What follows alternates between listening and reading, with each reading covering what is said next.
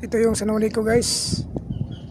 Sa kasalukuyan, yung makikita nyo yung mga sasakyan dyan. Ayan o. Ayan. Single line lang yan.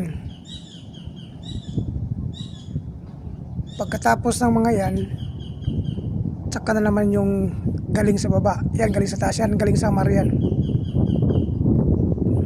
Yan. Ayan sa sanuni ko. Yun. Pag naubos yung mga sasakyan na yan, yung dito na banda na porsyon, dyan sa may likod ng puno na yan, nandyan yung checkpoint ng mga pulis. Yan yung mga nakatambay dyan. Pagkatapos dyan, sila na naman ang aabante pataas papuntang Samar. Yung mga jeep na yan, yung mga sasakyan na yan, galing yan ng Samar. Yan. Ang tanong ko dito, sira daw to, pero mayroong scaffolding. Ayun o. Mayroong scaffolding yan, pero parang walang nagtatrabaho. Ano? Yung helicopter yan, kanina pa yan ikot ang ikot eh. Yan o. Nandito ata si El Presidente. Yan, kanina pa yan umaga, ikot-ikot ang ikot yan.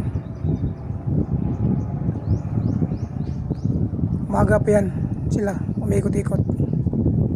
Baka sinurbilan sila itong tulay kung pwede pa bang padaanan or paggawa ng bago. Yan o. Yan ang scaffolding. Kung nakita nyo yan, yan scaffold dyan, pero walang tao lang tatrabaho dyan. Ayan. Dyan daw porsyon ang may sira. Ayan. Bawal kang pumunta dyan na naglalakad, tatawid. Pwede ka bisikleta dyan, tumawid. Ayan. Alright, sinang update sa Nonico Bridge, Tacloban.